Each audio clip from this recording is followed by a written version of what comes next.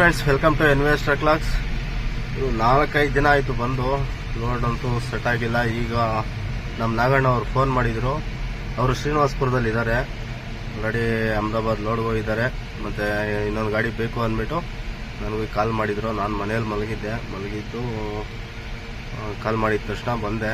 ಯಾಕೆಂದರೆ 4-5 ದಿನ ಆಯಿತು ಲೋಡೇ ಇಲ್ಲ ಏನೂ. ಅದರಿಂದ ಶ್ರೀನಿವಾಸಪುರಗಂತೂ ಬಂದೆ. ಈಗ ಟ್ರಾನ್ಸ್ಪೋರ್ಟ್ ಹತ್ರ ಹೋಗ್ಬೇಕೀಗ. ಇಲ್ಲಿ ಸೈಡ್ಗೆ ಹಾಕಿ ಮಾಡ್ತಿದ್ದೀನಿ ವಿಡಿಯೋ. ಬಾಡಿಗೆ ಎಷ್ಟು ಏನು ಅಂತ, ಬಾಡಿಗೆ ಏನು ಲಾಸ್ ಬಾಡಿಗೆ ಇದೆಲ್ಲ. ಸುಮ್ಮನೆ ಗಾಡಿಗೆ ಜಾಸ್ತಿ ಇದ್ದಷ್ಟು ಬಾಡಿಗೆ ಫುಲ್ ಡೌನ್ ಆಗೋಗುತ್ತೆ. ಅದರಿಂದ ಇನ್ನು ಅಹಮದಾಬಾದ್ಗೆ ಹೋದರೆ ಹತ್ತು ಕಡೆ ಏನಾದರೂ ರಿಪೋರ್ಟ್ ಮಾಡ್ಕೊಂಬರೋಣ ಅಂತ ಅಹಮದಾಬಾದೇ ಲೋಡ್ಗೆ ಇಡ್ತಾ ಇದ್ದೀನಿ. ಶ್ರೀನಿವಾಸಪುರದಲ್ಲಿ ಇದ್ದೀನಿ. ಬನ್ನಿ ಮಾರ್ಕೆಟ್ ಒಳಗಡೆ ಹೋಗಿ ಯಾವ ಥರ ಲೋಡ್ ಮಾಡ್ತಾರೆ ಅಂತ ನೋಡೋಣ. ಪ್ಲೀಸ್ ಯಾರು ಹೊಸದಾಗಿ ನೋಡ್ತಾ ಇದ್ರು ಎಲ್ಲ ಸಬ್ಸ್ಕ್ರೈಬ್ ಮಾಡ್ಕೊಳ್ಳಿ, ಲೈಕ್ ಮಾಡಿ, ಕಮೆಂಟ್ ಮಾಡಿ, ಶೇರ್ ಮಾಡಿ. ಬನ್ನಿ ವಿಡಿಯೋ ಸ್ಟಾರ್ಟ್ ಮಾಡೋಣ. ಇವರು ಟಪ್ಪಲೆಲ್ಲ ಬರೆಸ್ಕೊಂಡು ಆಫೀಸ್ ಹತ್ರದಿಂದ ಮಾರ್ಕೆಟ್ ಒಳಗಡೆ ಎಂಟ್ರಿ ಆದೆ. ನೋಡಿ ಎಷ್ಟು ಗಾಡಿ ಲೋಡ್ ಆಗ್ತಾವಂದರೆ ನನಗೆ ಗೊತ್ತೇ ಇಲ್ಲ. ನಾನು ಬರ್ತಿರೋದೇ ಫಸ್ಟ್ ಟೈಮ್ ಮಾವಿನಕಾಯಿ ಲೋಡ್ಗೆ.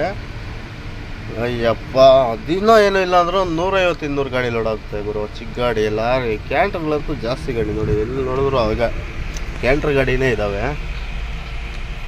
ಇದೇ ಮಂಡಿಯಲ್ಲಿ ಲೋಡ್ ಮಾಡೋಕ್ಕೆ ಬಂದಿದ್ದೀನಿ. ಗಾಡಿ ಅಂತೂ ಸೈಡ್ಗೆ ಹಾಕಿ ಅಂತ ಹೇಳಿದರೆ ಸೈಡಲ್ಲಿ ಹಾಕಿದ್ದೀನಿ.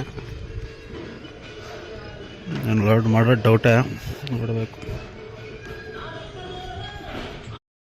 ಇಲ್ಲಿ ನಮ್ಮ ಫ್ರೆಂಡ್ ಅಂತೂ ಸಿಕ್ಕಿದ್ರು. ಅವ್ರು ನಮ್ಮ ಗಾಡಿ ನೋಡಿ ಮಾತಾಡಿದ್ರು. ಅದಕ್ಕೆ ಸೈಡ್ಗೆ ಹಾಕಿ ಬರ್ತಾಯಿದ್ದೀನಿ ಮಾತಾಡೋಣ ಅಂತ. ಕೃಷ್ಣಗಿರಿ ಇವರು ನಮ್ಮ ಫ್ರೆಂಡ್ ಅಂತೂ ಸಿಕ್ಕಿದ್ರು ನೋಡಿ. ಕೋಲಾರ ಪ್ರಕಾಶ್ ಅಂದ್ಬಿಟ್ಟು ಅವ್ರ ತಮ್ಮ, ಇವರು ಪ್ರವೀಣ್ ಅಂತ ಸಿಕ್ಕಿದ್ರು. ಅವ್ರೇನು ಲೋಕಲ್ ಓಡಿಸಿದಾರಂತ ಇಲ್ಲೇ ಜ್ಯೂಸ್ಗೆ. ಪರವಾಗಿಲ್ಲ, ಬಾಡಿಗೆ ವರ್ಕೌಟ್ ಆಗುತ್ತೆ ಅಂದ್ಮೇಲೆ ನೋಡಿದೆ ಅವ್ರ ಗಾಡಿ. ಮಾತಾಡ್ಕೊಂಡು ಹೋಗ್ತಾ ಇದ್ದೀನಿ ಗಾಡಿ ಹತ್ರ. ಟೈಮ್ ಬಂದು 1 ಗಂಟೆ ಆಗಿದೆ ಗುರು. ಲೋಡ್ ಮಾಡೋದು ಡೌಟೇ. Hi friends, good morning. ರಾತ್ರಿ ಒಂದೇ ಒಂದು ಲೈನ್ ಹಾಕಿದ್ದಾರೆ. ಅದನ್ನು ಪೇಮೆಂಟ್ ಮಾಡಿಸ್ಕೊಂಬಂದು ನಿಲ್ಲಿಸಿದೆ. ಮತ್ತು ನೋಡಿ ಬೆಳಕಾಯಿತು. ಇನ್ನೂ ತುಂಬ್ತಿದ್ದಾರೆ ಲೇಬರ್ಸು. ಆ ಗಾಡಿ ಈ ಗಾಡಿಗೆಲ್ಲ ತುಂಬ್ಕೊಂಡಿರ್ತಾರೆ ನೋಡಿ. ಅದು ಎಲ್ಲ ಜ್ಯೂಸ್ಗೆ ಲೋಡ್ ಆಗ್ತಿದೆ. ಈ ನಮ್ಮ ಗಾಡಿ ಕ್ರೇಟ್ ಮಾತ್ರ ತುಂಬ್ತಾರೆ. ಎಷ್ಟು ಸಲ ಪೇಮೆಂಟ್ ಹತ್ರ ಓಡಾಡಬೇಕು ಅಂದರೆ ಅದೇ ದೊಡ್ಡ ಸಮಸ್ಯೆ ಇಲ್ಲಿ. ಇನ್ನೇನಪ್ಪ ಖುಷಿ ಅಂದರೆ ನಮ್ಮ ನಾಗಣ್ಣದು ಲೋಡ್ ಆಗಿಲ್ಲ. ಅವರು ಇಲ್ಲೇ ಇದ್ದಾರೆ. ಅವ್ರು ಬೆಳಗ್ಗೆ ಆಯಿತು, ಟರ್ಪಲ್ ಎಲ್ಲ ಕಟ್ಟಿ ಸೈಡ್ಗೆ ಹಾಕಿದ್ದಾರೆ. ನನ್ನ ಗಾಡಿ ಲೋಡ್ ಆಗೋದಕ್ಕೆ ವೆಯ್ಟಿಂಗ್ ಕಾಯ್ಕೊಂಡಿದ್ದೀವಿ. ನೋಡಿ ಮಾವಿನಕಾಯಿ ರಾಶಿ ಎಲ್ಲಿ ನೋಡಿದ್ರು ರಾಶಿ.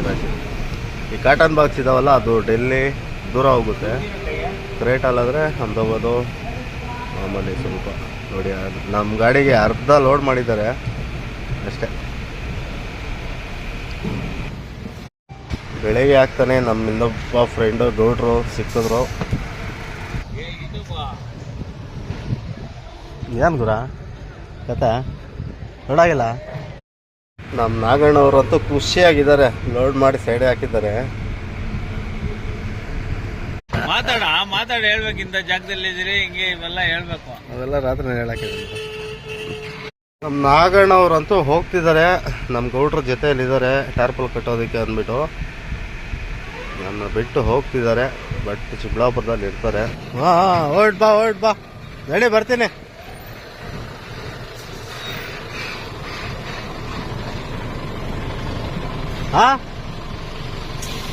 ಕ್ಯಾ ಭಯ್ಯ?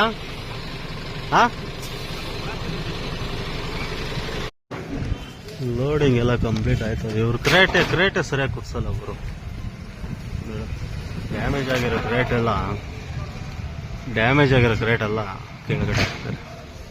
ಅಲ್ಲಿ ಮಾಲ್ ಡ್ಯಾಮೇಜ್ ಬಂದರೆ ಸುಮ್ಮನೆ ನಮಗೆ ತೊಂದರೆ ಕೊಡ್ತಾರೆ. ಎತ್ತಿ ಹೊಡಿತಾ ಇರ್ತಾರೆ ಆ ಕ್ರೇಟು. ಸುಮ್ಮನೆ ಅದು ಲೋಕಲ್ ಕ್ರೇಟ್, ಅದು ಸುಮ್ಮನೆ ಹಿಂಗಂದ್ರೆ ಹೊರಟಿರ್ತದೆ. ಅದು ಸ್ಮೂತಾಗಿ ಇಡಬೇಕು. ಅದು ಬಿಟ್ಬಿಟ್ಟು ಇವರು ಹಾಕಿ ಹೊಡಿತಾರೆ ಆ ಕ್ರೇಟ್ನ.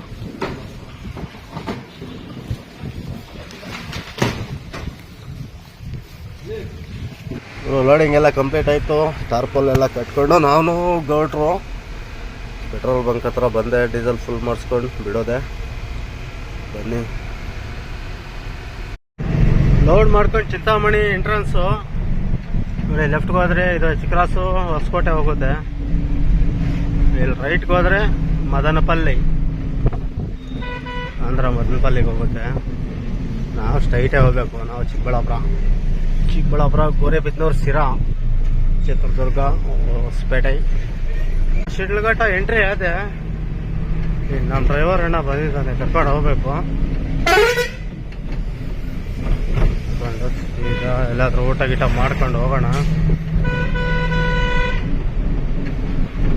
ಬನ್ನಿ.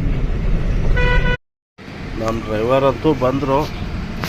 ನಮ್ಮೂರು ಪಕ್ಕದಲ್ಲೇ ಇವರೂರು. ಕಾಲ್ ಮಾಡಿದೆ. ಲಾಸ್ಟ್ ಟೈಮು ಕಾಶ್ಮೀರಿಗೆ ಕಳಿಸಿದ್ನೆ ಇವ್ರನ್ನೇ, ಅದು ಮಂಗಳೂರು ಗಾಡಿಯಲ್ಲಿ. ಅವ್ರ ಪಾಪ ಡ್ರೈವರ್ ಯಾರ ಕೈ ಕೊಟ್ಟರು ಅಂತ ಹೇಳಿದ್ನಲ್ಲ ಲಾಸ್ಟ್ ವಿಡಿಯೋದಲ್ಲಿ. ಈ ಹುಡುಗನೇ ಕಳಿಸಿದ್ದು ಕಾಶ್ಮೀರ್ಗೆ. ಈಗ ಬಿಡೋಣ ಬನ್ನಿ. ಇಂತೂ ಸಿಂಗಲ್ ರೋಡ್ ಎಲ್ಲ ಮುಗಿದ್ ಗುರು. ಹೈವೇಗಂತೂ ಬಂದು ಬಿದ್ವಿ ಸಿರಾಗೆ. ಸಿರಾಯಿಂದ ಇನ್ನೆಲ್ಲ ಟಾಪ್ ಆ್ಯಂಡ್ ಟಾಪ್ ಹೈವೇ. ಎಲ್ಲಿ ತನಕ ಅಂದರೆ ಬಿಜಾಪುರ ತನಕ, ಮತ್ತು ಅಲ್ಲಿಂದ ಸಿಂಗಲ್ ರೋಡೆ. ಬನ್ನಿ ಹೋಗೋಣ ಆರಾಮಾಗಿ.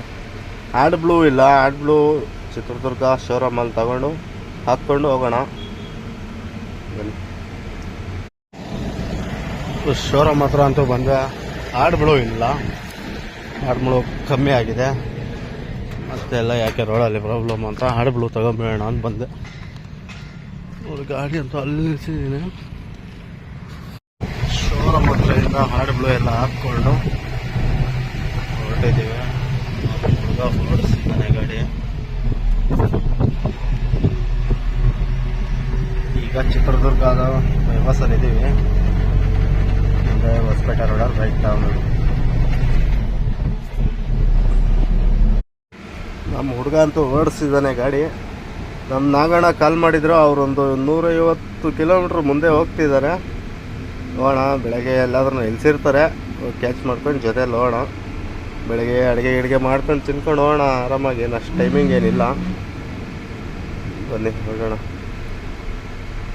ಅವಳೆ ನಮ್ಮ ಹುಡುಗ ಮೊಬೈಲ್ ನೋಡ್ತಾ ಡ್ರೈವ್ ಮಾಡ್ತಿದ್ದಾನೆ. ರಾತ್ರಿ ಎಲ್ಲ ನಿದ್ದೆ ಇಲ್ಲ, ಅದಕ್ಕೆ ನಮ್ಮ ಹುಡುಗ ಕೊಟ್ಬಿಟ್ಟು ಮಲಗಬೇಡ ಅಂದ್ಬಿಟ್ಟು ಮಲಗಿಬಿಡ್ಬೇಕು. ನಿದ್ದೆ ಕಣ್ಣು ಎಳಿತಿದ್ದಾವೆ. ನೈಟ್ ಎಲ್ಲ ಫುಲ್ ಜಾಗರಣೆ. ಅವರು ಹಿಂದೆ ಹಾಕು ಮುಂದೆ ಹಾಕು ಇದೇ ಆಯಿತು ಮಾರ್ಕೆಟಲ್ಲಿ. ಇದರಿಂದ ಸ್ವಲ್ಪ ಹೊತ್ತು ಮಲಗಬೇಡ, ಮಲಗಿ ನೈಟ್ ಊಟ ಗೀಟ ಮಾಡ್ಕೊಂಡು ಎಲ್ಲಾದರೂ ಆರಾಮಾಗಿ ಹೋಗೋಣ.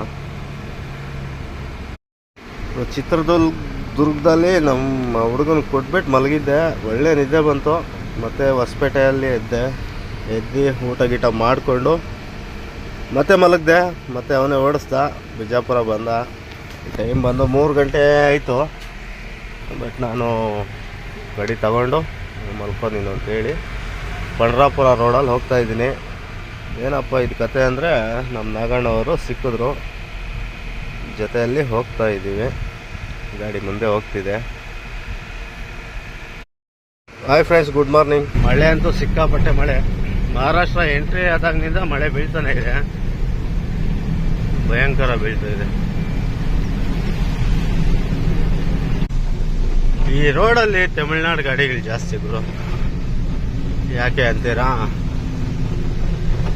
ಅದು ಬೆಳಗಾಂ ಮೇಲೆ ಬಾಂಬೆಗೋ ರೋಡು ಫುಲ್ ರೋಡ್ ವರ್ಕ್ ಮಾಡ್ತಿದ್ದಾರೆ. ಎಲ್ಲ ಫುಲ್ ಡಿವೇಶನ್ನು.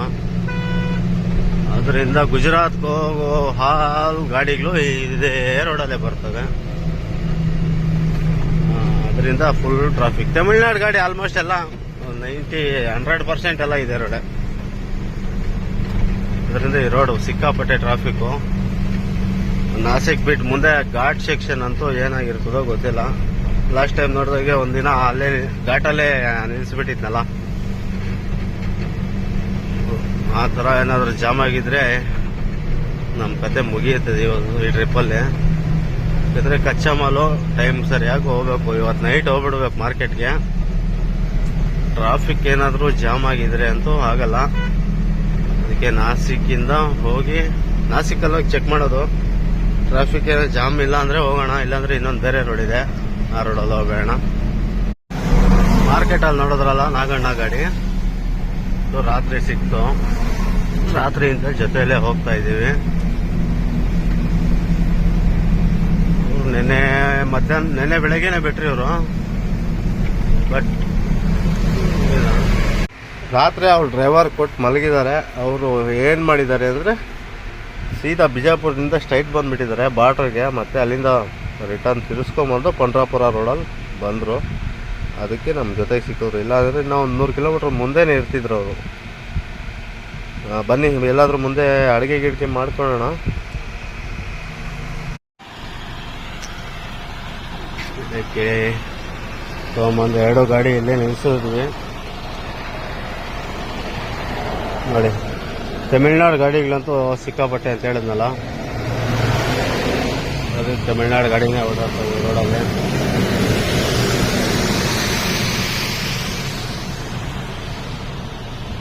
ಎರಡು ಗಾಡಿ ನಿಲ್ಲಿಸಿದ್ದೀವಿ. ಆಮೇಲೆ ಬೆಳಗಿನ ಕಾರ್ಯಕ್ರಮಗಳೆಲ್ಲ ಮುಗಿಸಿಕೊಂಡು ಹೋಗೋಣ ಅಂತ.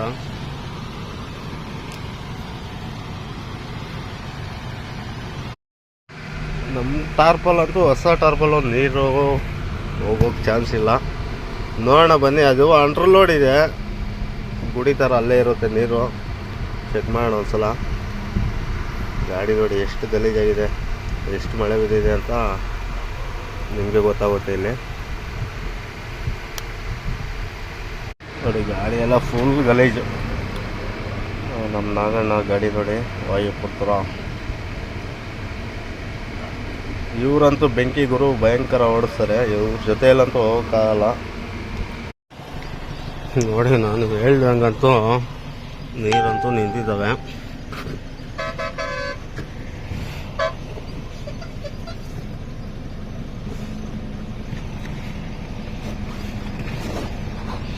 ಈ ಟಾರ್ಪಲ್ ಬೇರೆ ಮಡ್ಚಿ ಹಾಕಿದ್ದೀನಿ.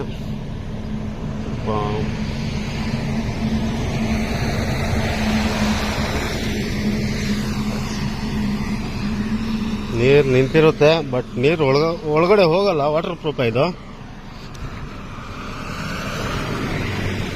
ನೋಡಿ ಯಾವ ಥರ ನಿಂತಿದ್ದಾವೆ ನೀರು.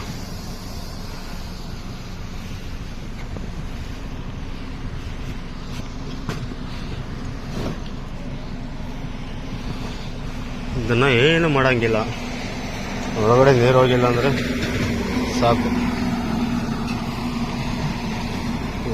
ನಾಗಣ್ಣ ಗಾಡಿ ಟಾರ್ಪಲ್ ಚೆನ್ನಾಗಿಲ್ಲ, ಅದು ಏನಾಗಿರುತ್ತೋ ಅದರಲ್ಲಿ. ನಾಗಣ್ಣ ಚೆಕ್ ಮಾಡಕ್ಕೆ ಹೋಗ್ತಾ ಇದ್ದಾನೆ. ಏನಪ್ಪ ದೂರ ಇರ್ತಾವ?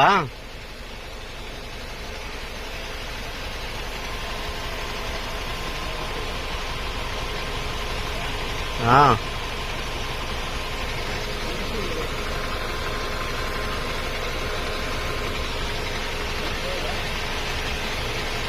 क्या भी नहीं करना. ಕೆಳಗಡೆ ಟಾರ್ಪಲ್ ಅಲ್ಲಿ ದೂರ್ಕೊಂಡಿದ್ದಾವೆ ನೀರು. ಮೇಲೆ ಹಾಕಿದಾರಲ್ಲ ಆ ಟಾರ್ಪಲ್ ಒಳಗಡೆ ಇನ್ನೊಂದು ಟಾರ್ಪಲ್ ಇದೆ. ಆ ಟಾರ್ಪಲ್ ಒಳಗಡೆ ನೀರು ಸೇರ್ಕೊಂಡ್ಬಿಟ್ಟಿದ್ದಾವಂತೆ. ಏನು ಮಾಡೋದು ಗೊತ್ತಾಗ್ತಿಲ್ಲ. ಏನು ಮಾಡೋಕ್ಕಲ್ಲ, ಇನ್ನು ಬಿಚ್ಚಿದ್ರೆ ಎಲ್ಲ ಬಿಚ್ಚಬೇಕು. ಮತ್ತೆ ಮುಂದೆ ಮಳೆ ಬಂದರೆ ಅದೇ ಥರ ಆಗುತ್ತೆ. ಇದರಿಂದ ಬಿಸಿಲು ಬಂದರೆ ಅಂತೂ ಡ್ರೈ ಆಗಿಬಿಡುತ್ತೆ. ಬಿಸಿಲು ಬರಿಲ್ಲ ಅಂದರೆ ಡ್ರೈ ಆಗಲ್ಲ.